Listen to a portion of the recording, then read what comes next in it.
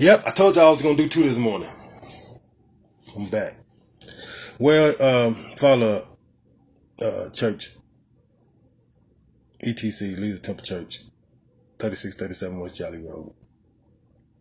Follow up. I don't know if I told y'all, man, that I went to LPD, Lansing Police Department, to try and get a copy of the complaint, or whatever they said that their lawyers and these people had done with by calling the authorities. Of course, I went to Lansing Police. I want to get a copy. I want to see what was said on me. Like when you in prison, they got this thing called notice of intent. They'll just slip it in your file, and it'll be in your file, and it's like building a case, a character against you when you don't even know it's there. So again, I went down there to try to get this complaint that they had put on me, the reason why they kicked me out of the church. And of course, they have no complaint. Your pastor is a liar. But anyway, no complaint. So again, I was riding by the church. I was riding in the neighborhood, I rode by the church the other day, and I happened to just look up, And of course, I see the black windows on the doors, but I didn't see the no recording signs that used to be up there. They done took those down. So they did it for me, y'all. They made it seem like it agitated them so much by me recording their actions. See, look, y'all remember what I just said in the last video, right? The only time I bring the camera out is when I'm getting in defense mode. So if you don't put me in defense mode, I'm not bringing the camera out. So I'm looking at how they acting here in the church, so I bring the camera out. They kick me out. Because they don't want y'all to see. You see, they don't want y'all to see what they doing and how they doing it. They putting on this facade for y'all. And they tricking y'all into these places, tricking you out whatever little money that you have. Your children is going without, and they are saying that they are being blessed by God. Yeah, well, guess what? You are blessing them. Yes, she is. So this is what they are doing. And then when you get upset, when you find out what's going on in the church, and you say something, they don't care if you leave. They don't want to have to put you out because they don't want no kind of publicity, no bad publicity. They don't want you talking about them as people. Again, I ain't gonna start calling names yet, but I talked to some of the elders, executive elders, about what's going on in the church. They don't care. As long as they getting their cut, as long as they so-called keeping their hands clean, they don't want to get in the flesh, y'all. See, they ain't into fixing problems. Even if it's their problem. They simply here or in the building to tell you a story to make you submit to a childlike state so they can take advantage of you. Because they're not helping you. They're not helping your children. Most of y'all in these little communities we live in, if your lights get turned off and you done gave them $3,000-$4,000 and your light bill to get turned back on probably $400, they're not even going to give you the $400 to turn your lights on. And even though you're still a committed member in the church, you see, they're not there to help your son who just had to shoot somebody to keep him off of him. He going to prison, or he wasn't right in the head. He was doing reckless things. Whatever the scenario is, they don't come in to help. They don't come in to save. They don't come in to build you up. You're taking advantage. And I, for one, and one of you, I don't care which one of you is, don't make a difference. Come to me, and you don't have some kind of program going on the way you trying to help save children.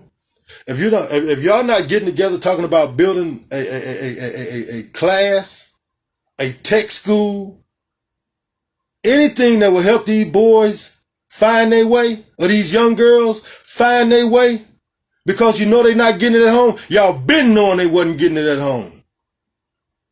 And you still haven't made provisions. Preacher. You see black men is being gunned down in the street. You still haven't made provision. Preacher. To do or say anything.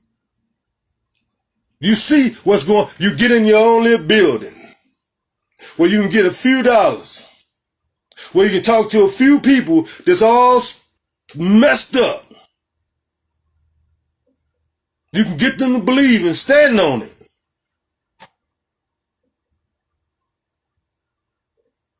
That's enough to keep the church going. Enough to send your kids to college. Enough to buy you old pretty Cadillac. Yeah, enough to get you out of poverty. While your whole congregation is catching hell. Preacher, y'all gonna have to do better. Yeah, y'all gonna have to do better. Because we watching now. We locked in now. We want to know where the money at. Because if we invested in you and you're not invested in our communities, then what are you doing with the money? Who you sending it to, preacher? Who you saving it up for, preacher? If y'all ain't got together with all y'all and all that wisdom, all of what God told you, I ain't gonna care what church I go to. God done told one of y'all something. But he ain't told you to build a classroom. He ain't told y'all to get together and put 10% toward it. No, that ain't what he told you, huh? He said we was gonna be a nation of lenders and not borrowers. But he didn't tell you to help nobody, huh? You boys gonna be in trouble. You better get it right. You better get it together. You better redeem yourself while you got an opportunity. And then they got these, oh boy, Rick, you finna get in trouble. The women pushed me out the church. The pastor, my friend, my man, he passed. The women now, like I was telling y'all, they are letting the elders are letting the women run the church. You heard the woman's son. She shouldn't have been doing what she was doing. That's what happened when women run the church. Y'all remember the big musical they just had over there? Y'all remember that big musical? Didn't charge to get in, but actually everybody for $50, $100, whatever you can give. Trying to help the church. Now, one of the good brothers did that. The flyers out there, I can call his name, Minister Elder Mackey. I consider him. I'm gonna tell you, I'm gonna be honest. I consider him a close associate of mine. I kind of like him. And I say it like that to say,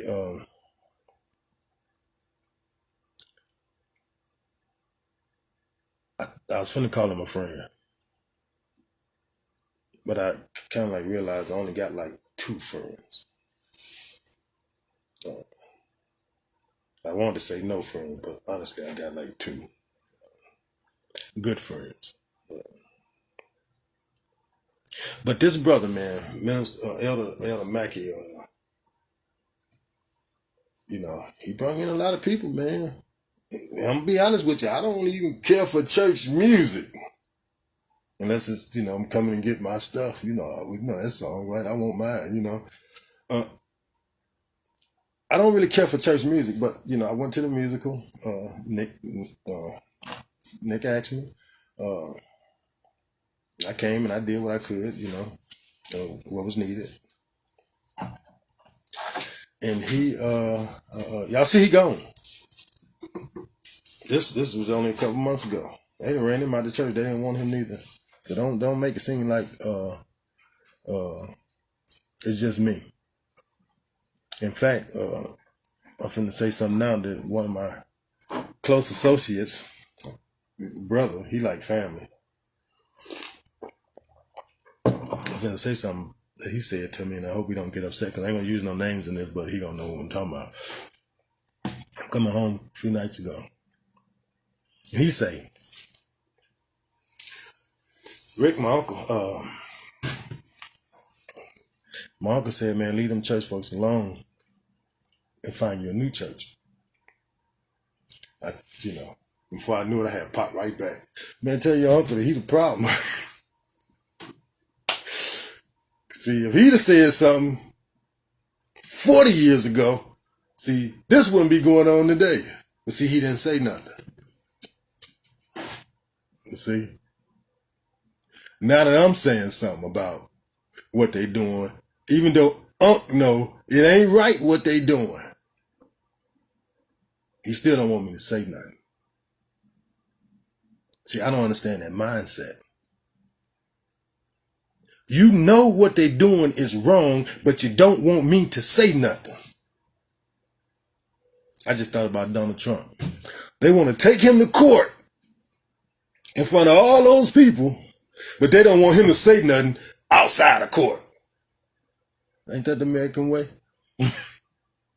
You want to do what you do, but you don't want me to say what you doing to me. Boy, that's the American way.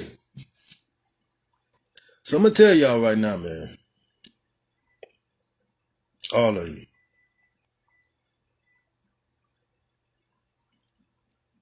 I'm going to talk about you. I'm just going to talk about you.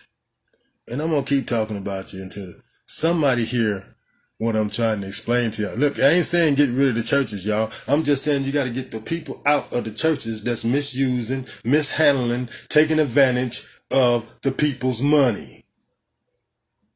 Oh, Rick said the people's money. I know they tell you it's God's money. God don't want no money. God don't need no money. God built it all with no money. It's the people's money. It's your money.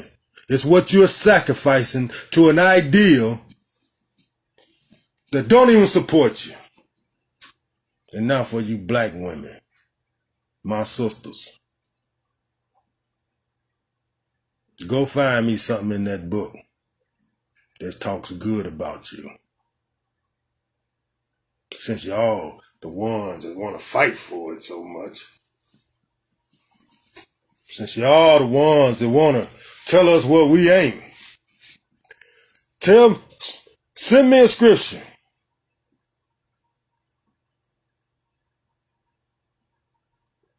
where it speaks something good about any one of you. The book is for men. The book told the men, and they ain't listening. They don't care. They just want your money. The book told the men, let the women learn at home in silence. The men don't care. The preachers don't care nothing about that. Because it was for the men to get together, to hone their skills, to get their stuff together, to go home and feed it to their women, their children, to take care of their community. That's what it was about. It wasn't to entwine the women with the men's functions. That's why you're in trouble now. You got more women than men. Jesus said, come here, I'm going to make you a fisherman of men. Y'all rounding up all the little chickens. I see you. I see you. I see all of you. Come to your church, you got 40 women, 7 men. I see you. Shame on you, pastor. You're going to hell for it. Shame on you, pastor. Say the men won't listen. That's because you're not a pastor. Shame on you, boy. It's because you're not a pastor. You lead them with trickery. You lead them with trying to steal the women and the children. Yeah. You're taking advantage of the women. That's what you're doing.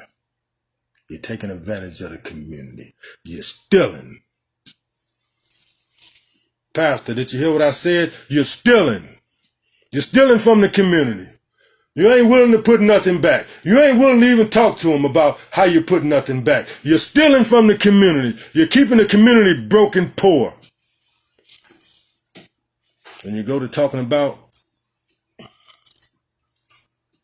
this stuff we can't shake and can't get rid of because you all got it in you. We all got it in us. It ain't until you realize. It ain't until you realize that you got it in you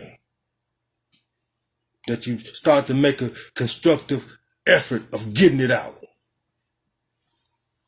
Can't trust man. You got to get that out of you.